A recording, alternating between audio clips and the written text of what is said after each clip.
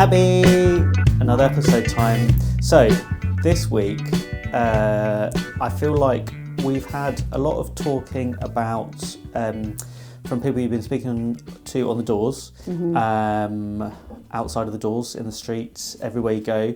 Probably one of the biggest things to talk about, or what people want to talk about politics, and probably what they want to understand about the campaign, is a manifesto. Yeah. What have people been saying? What have people been asking? What's the issue with the manifesto? Well, so traditionally, parties have manifestos, and that helps people understand who they're voting for because they're essentially voting for a manifesto item. So what happens on the door is people are like, they phrase this question in various different ways, but it's like, what is your manifesto? Now, I'm an independent. I am one person. If I get elected, I cannot form a government. And by forming a government, I mean I would have enough seats in Parliament to say, right, I'm in charge. This is who I want to be my Secretary for Education and Health and all of the other positions. As an independent, I can't do that. I'm not going to be in that position where I can form a government. So therefore, I can't really have a manifesto because a manifesto would mean the kind of things that I'm going to bring forward in my term as leading the government. Mm-hmm. So it would, from my point of view, it's quite disingenuous to form a manifesto for something that I can never realistically bring forward or achieve. I always see manifestos as empty promises, because I can't really remember the last time that a manifesto has been fully realised when like a party or someone has gotten into power. So it's kind of almost seems like a little bit, I'm going to be quite blunt this one, it's a bit of a dupe. It's like, if you vote for us, this is going to happen. Doesn't happen, and then they just do other things. Yeah. So why are people so into a manifesto? I think they believe it at the time. So when Brexit and all the conversations around Brexit was happening, they released their big red bus. Everybody will remember this. The big red bus, on the side of it, it said, you know, all of this money goes into Europe. We can put it into our NHS. And people were like, wow, wouldn't that be great? I can't get to the doctor. I can't, I've been waiting 6 months for my knee replacement. I would love it if that money went into the NHS. So it was a promise that was never realised once Brexit happened. Also feels a little bit like pointing out a vulnerability, like exploiting a vulnerability. That was a big thing, like you say, with the NHS, that NHS being one of the things that arguably, one of the best things that Britain has done and should be really proud of, but is obviously going down the pan and we need it and it's being exploited. So to then use that kind of rhetoric around it and not deliver on it is a bit of a kick in the face. Yeah. But every time this happens, doesn't it? So we're going into an election now. They're all coming up with their manifesto items and people are like, oh, I like the sound of that. I can believe that. And if you form a government, you'll deliver that. So it's that hope all the time, isn't it, that the parties will actually bring forward what they're saying in their manifesto. Yeah. And because people are used to that format, when I knock on their door, the first question, or one of the first questions is, what is your manifesto? But I don't have one because I can't form a government and I can't deliver a manifesto. So they're like, well, what can you do? Now, if they are open to the conversation and they can listen to what I'm doing, it's really effective because even as an independent, I will hold a lot of power. Look at George Galloway in Prime Minister's Questions on Wednesday. Yep. He spoke and the room was completely silent. So everyone else is speaking and asking their questions and the whole of the Commons is heckling and booing and jeering and all the rest of it. George Galloway sat at the back on the back benches, delivered his point and you couldn't hear a pin drop.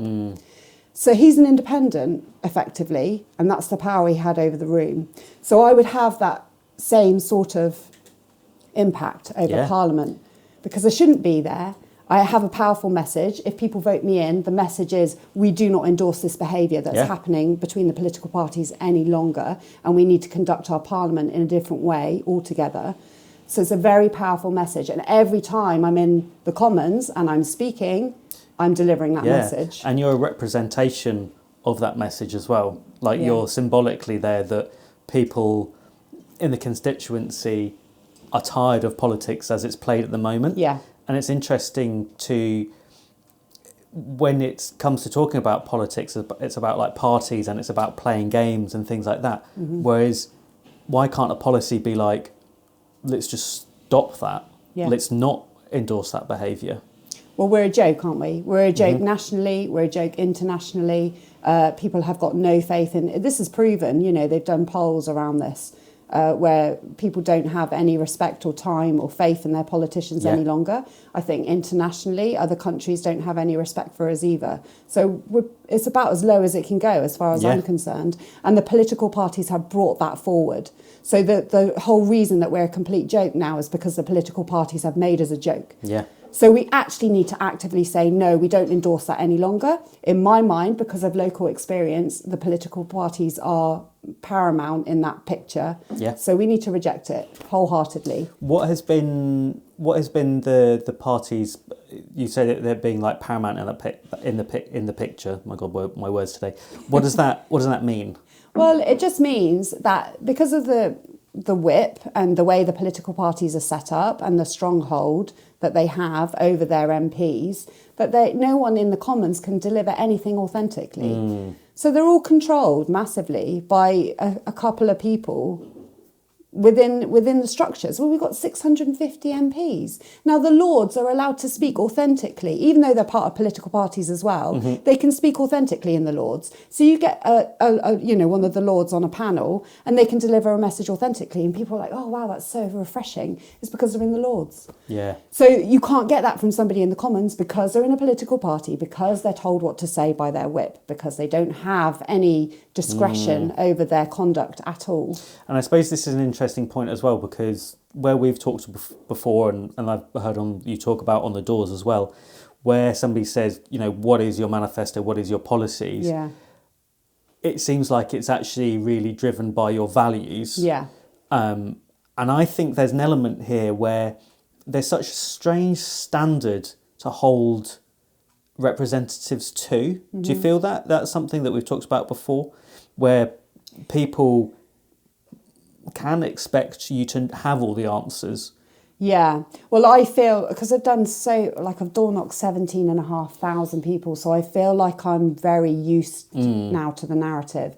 And I think part of a process of a particular type of person on the door is to get their own anxieties out of their own voting record, of the people that they have supported in the past. They actually just need to get that out of their system.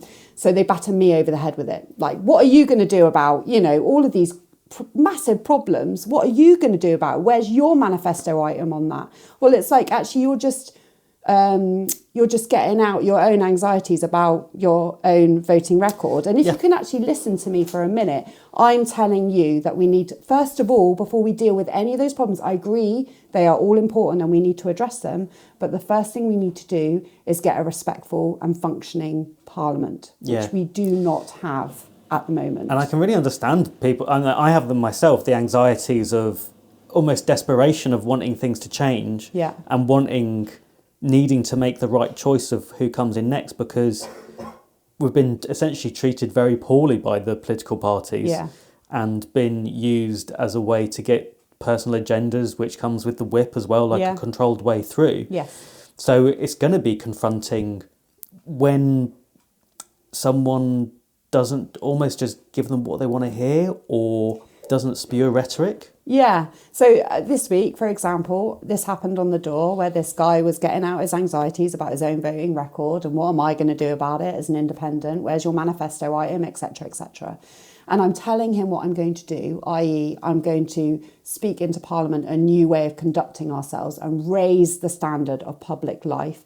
And he dismissed it like, oh yeah, when you've done all that, what are you going to do about this? No. This is so important, this element to it. So don't wave it off with your hand, because nobody has done this before. Yeah. And it has never actually been worked out in our Parliament before, because we are still disrespecting each other amongst the parties. Yeah. And we're not functioning. So don't wave it off like this is nothing. This is absolutely monumental. And it's the first thing we need to address before we can address anything else. Maybe there's something in here that's worth talking about with that you as an independent going in to represent the people's wants. I think I could see a lot of people wanting, me included, a breakdown of the current system. But that could also be, the example you're giving there could potentially be seen as like a gimmick. Like, this is like a novelty. I'll get in, but then do the rest of the stuff that we need to do by these policies. Whereas actually we don't need to do, like, policies are important, but who's being held accountable to keep those up? So surely is it more important to go in with an idea of breaking down a system, like building it back up, working collaboratively to get something that actually works for everybody? Because that's where the strength is. So we're very, accountability, don't worry about that. There's so many people in Parliament holding other people to account. We've got that bit down. We don't need to worry about accountability. It's already there. There is almost too many people challenging all the time. Okay, interesting. What we need to do is collaboratively work, because that's where we are weak. That's where we have no strength at all. We're too busy with the accountability side of it. We're not actually working together and doing things. Interesting, yeah, because there's an idea there that accountability, I would say accountability is holding someone true to their word, whereas at the moment, accountability I would see in Parliament being more of like, you're crap, you're doing a bad job, no, you're not allowed to do that, like, rather than constructively helping each other and identifying the issues. Yeah, you're a creator, right? You're an artist, Matt. So when you feel anxious and under stress and somebody's holding you to account, do you feel like you can be creative? Interesting, yeah. And the answer is probably no, right? But if you are in a place of fear and being attacked, so you are just responding in that way. So all of your creativity for that moment in time is not present in you, even though you are a creator naturally. If you are in a space where you are relaxed and calm and don't feel under attack, what's your creative ability like then? Yeah, probably, it goes through the roof. Exactly. You're able to do things. I think it's a really interesting point here as well, because so often Parliament it looks like ill-behaved children, like, being childish, and this idea of being a child is not doing the job properly, or not being mature.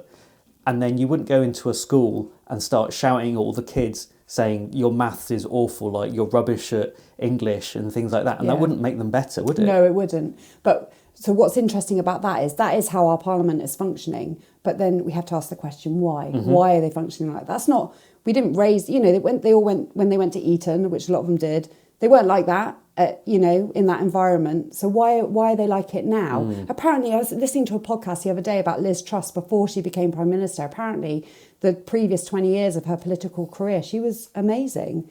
So somehow when we put her in a position of power and put all of that conflict on her, she's now become a different sort of a person. So is there the conflict and the pressure that's applied to someone, like you're saying that someone, if you're consistently having a go at me?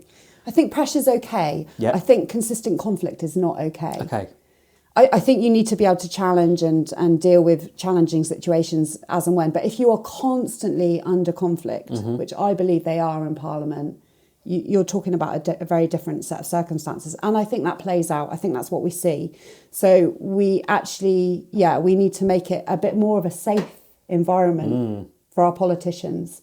And then we can actually, instead of putting them under so much scrutiny, they do need scrutiny. I'm not saying they don't, but it's now debilitating. Well, again, that's a role of an MP, right? To apply scrutiny. Yes. So it has to be a part of there, and I think it's really important. Otherwise, without scrutiny, you don't get properly applied accountability. But they're not even, so a part of the role of an MP is to scrutinise legislation, but they're not even free to debate healthily in Parliament, because of the whip and other processes that we put in place. Not a conducive atmosphere to do it. No, they can do it in the Lords, but they can't do it in the Commons. So we've applied this set of circumstances where they're not even free to debate. I mean, look at the Gaza debate that we discussed in February. Yeah. It was a complete disaster. Yes, it was, wasn't it? Yeah. So that is why I don't have a manifesto item. People are they're taking a chance on me. I totally agree, but I have got no protection either. Yeah. So I've got nowhere to hide. I've got no political blanket to hide, political party blanket to hide under. So I am very vulnerable. Actually, I'm putting myself in a very vulnerable situation, and my reputation is important to me, but it is at risk going through this process and being elected, because I don't know how the next 5 years are going to play out. I have hopes and aspirations of what I want to achieve in Parliament. Yeah. But whether I can execute them or not, I don't know. So I'm asking people to put their faith in me, and it is a step of faith. I'm putting faith in myself that I can deliver what I hope to achieve, but it doesn't include a manifesto. It doesn't include a set of broken, false promises. It's a really interesting point again, because the idea of, say, the traditional idea of having a 5-year plan, whether it's in politics or your own personal life, it's an idea of things that you want to achieve, and however you get there might change, but also those things can change as they need to anyway. Yeah. So yes, I think you have to have some sort of intention of what you're going to achieve, but the idea that you have to stick to it if it's something, say, put X amount of money back into the NHS, brilliant. But then if there's something that actually comes up that you need to shift that amount. Well, we've got another great example, haven't we, with Rishi's policy on Stop the Boats. So now we're trying to push through, or the Conservatives are trying to push through, or Rishi is trying to push through the Rwanda deal, which is, in my mind, not a functional piece of policy. But because he's made this pledge to stop the boats, which is actually a very small part of our immigration problem, by the way, tiny, minute, 30,000, as opposed to 1.5 million who are coming into our country with legal, legitimate reasons and being allocated visas. So it's a tiny part of our problem, yet our media and probably the political parties themselves has blown this up to be a massive deal, create this policy that we have spent millions on that is non-functional, not working, keeps getting thrown out of the Lords. It's an interesting point as well, because the idea that essentially what it seems like to me is that you drum up fear around an issue and you provide a solution. And the solution to a false fear is surely quite easy to action, because there's not really much to it. But even that, it's like people can see through it and it's silly. And we've got other things to worry about. I know. And it's not helpful for keeping like a collaborative, open country, let alone a political system. No, and let's be honest about our immigration too. Like it's all been promoted by our government, by the Conservative Party. So we have promoted for international. The biggest one is international students coming over with their dependents. We have promoted that. The next one is carers for our health and social care system. So we underpay our carers. We pay them minimum wage. Mm-hmm. So we have to draw in that resource from other countries. Again, it's a massive proportion of our immigration. So we are promoting the biggest immigration, but nobody talks about that. Yeah. Yet people are saying, well, why aren't we looking at... And Ukraine as well is another one. We have opened the doors for hundreds of thousands of people to come over from Ukraine, from a tiny bit of Ukraine that is under attack. Mm-hmm. Ukraine is a massive country if you look at it on a map. So it doesn't make sense, because we are promoting all of this immigration. Yeah, we have highlighted this tiny little problem over here. We're encouraging it and also demonising it at the same time. Yeah. So what are people supposed to do? Well, yes, because people end up just confused, and they go on about the boats, stop the boats, as that is the biggest problem. Well, It's not in terms of our immigration. If you're talking about actual just how many people there are in our land space, that's not the problem. The problem is something else that our government has promoted internationally. Let alone what those conversations lead to in terms of dehumanising people. Yes, racism, treatment of people coming into our country. I mean, my husband's an immigrant. He's Irish, and Brexit played into that as well. So I've got Polish friends, German friends, Czech friends, all of them felt massively impacted by that decision. And it can make people really vulnerable. Yes, I think it makes them feel vulnerable. And it makes it very divisive as well. Yeah. Whereas what we really want to have, I know this is something we've talked about as well, the kind of ludicrousy of being a not United Kingdom. We should be a United Kingdom, but we're not. Yeah. We're broken. And I think there's something that I'd like to ask you a little bit more about in terms of those values that we have that can allow us to become more united. I think there's a value that we've already talked about with listening. Yeah. Really important, like active listening. And I don't think it's something that I've personally been working on for a year of really understanding what it is to like actively listen and to be open. You mean with people who have opinions different to your own? Because I think it's easy to listen to people who've got the same value system as you. The challenge comes when people are giving you a different perspective to the one that you hold. And I find this on the door. So like people want to know what my values are. And it's like, but what I'm trying to illustrate all the time is it's okay if our values don't match exactly. I'm still able to listen to what your value system is. Yeah. And it'll be completely different to your neighbours, to your neighbours, to your neighbours. And that's part of the skill of being an effective MP in my mind, is being able to listen to and hold all of those values. I think it also really allows you to represent a constituency authentically, because you've listened and you understand, but also to be a more diverse human being. Yeah. Because if you can hold multiple viewpoints, not conflicting viewpoints, but I think something that one of the reasons that I became really interested in helping this campaign was the idea of there are good parts of Labour ideals, there are good parts of Lib Dem, there are good parts of Conservative. Why not take them versus being, I won't touch a Conservative one just because I'm not a Conservative. Yeah. It's interesting you say that, because that exactly came up on the door yesterday. He was, again, another common question is, where are you on the political spectrum? Where am I on the political spectrum? And it's like, very authentically, I actually take values from all of them. I don't have a problem with the values of the Conservative Party. I don't have a problem with the values of the Labour Party or the Green Party. In fact, they're very good values. The problem I have is the political parties themselves and the way that they conduct themselves and the way they execute their value system. It's very divisive. And so, one word for a manifesto, maybe we think of another one. What are the kind of policies or manifesto idea that you do think would be good to bring in? Well, if I could just pick, in an ideal blue sky thinking way. Well, I think maybe more achievable ones, because I think there's, you can say, I'm going to put X amount of money into this, I'm going to stop this, but what if a manifesto or policy idea was, I'm going to make the political system more cohesive. Yeah. I'm going to take out... Yeah, that's cool. Okay, maybe we can work on that. Yeah. I mean, I know the issues that are important to this constituency, and one that repeatedly comes up, and I went to a meeting this week to do with this very reason, is planning applications and developments that are happening in our little villages by big developers without very much foresight to supporting infrastructure around that area, and a lot of the time on floodplains. Mm-hmm.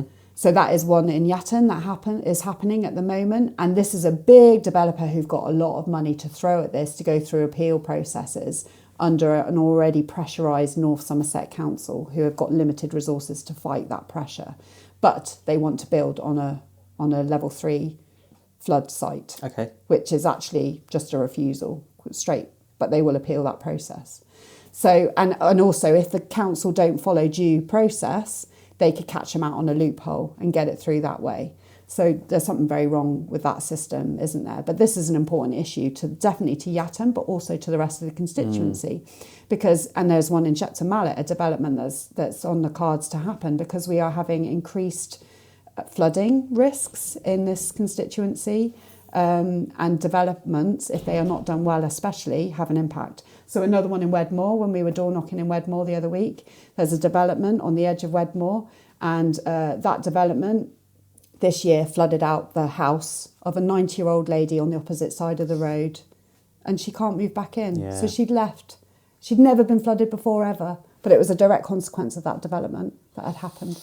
So we need to think about this stuff. Yeah. And so I mean, I have a background in housing anyway. I care very much about housing. I want affordable, accessible housing for people.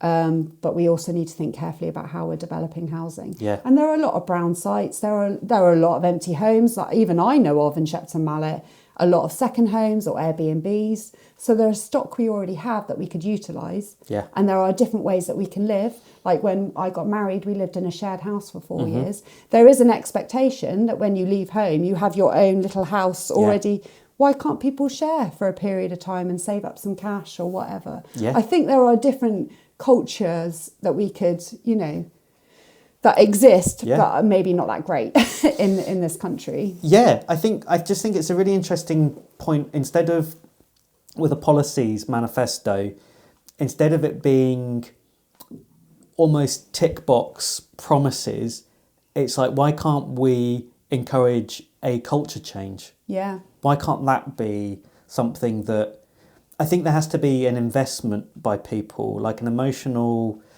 time investment for like long-term change. Yeah. Because so much of the policies at the moment are just quick and they just make things worse. They do. And we've talked a lot about this, haven't we, as a group? And I think what we're doing with this campaign is, first of all, behaviour changes, and then you get to culture change. But it takes time. It just takes time. But I think it's worth it. Yeah, I do. I think it's worth it too. I think we're going to get there quicker. You know, the tortoise and the hare kind of metaphor, fable, that it's going to take time, but like we're going to have a better foundation for it. Yeah. So I think with this podcast, usually we end on maybe a little bit of a conclusion, but I think on the topic of a manifesto and the policies, I think actually it'd be fun to end it on, or important to end it on, more of an open question. Mm-hmm. So I think anyone who's listening, maybe what would you like to see as some policies and manifestos? What's important to you? And we can kind of bring those together. And I think it has to be a discussion, because otherwise... And an ongoing one, probably. An ongoing one, ever-changing. And I think it's so silly to stick to something. Yeah. There's something about, maybe it's a British mentality as well, that the stiff upper lip, I say something, I have to stick to it regardless. And I can't change my mind. Yeah. I can't say I'm wrong. I can't say, actually, evidence has come into play where this is, put some new information into light where this has to change now. Yeah, it's a good point. So let us know your thoughts. I've enjoyed this conversation, maybe potentially a little bit more fiery, a little spicier than usual. But that's okay. But let us know if you like it, and if you want to hear more of this, because I think it's really important, that I think we're passionate about this as well. This isn't a hobby. No, we're very serious about what we're doing. So thank you so much for the conversation, and tune in next time.